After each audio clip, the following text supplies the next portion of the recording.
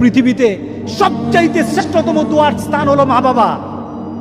ওই মা বাবা যদি হাত পাতে আরশ পর্যন্ত পৌঁছে যায়, ওই মা বাবা যদি বদদুয়া করে, পৃথিবীর সব তীর সব টার্গেট মিস হতে পারে, কিন্তু মা বাবার বদদুয়া কখনো মিস হয় না, কখনো মিস হয় না।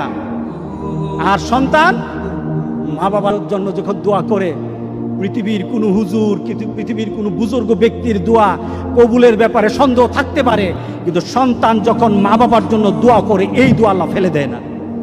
সুবহানাল্লাহ। কারণ মা বাবার এই দোয়াটা শিক্ষা দিয়েছেন স্বয়ং আল্লাহ সুবহানাহু ওয়া তাআলা, রব্বির হামহুমা কামা রব্বায়ানি সাগীরা।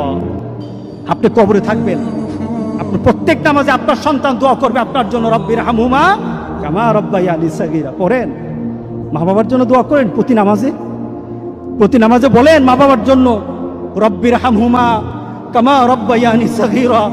আপনি দোয়া করেন, দেখবেন আপনার দোয়ার কারণে আপনার সন্তান আপনার জন্য দোয়া করছে। আপনাকে আল্লাহ যেন এমন সুযোগ করে দেয়, এমন কুলাঙ্গার সন্তান যেন আমাদের সন্তানগুলো আল্লাহ না বানায়। সবাই বলেন আল্লাহুম্মা আমিন।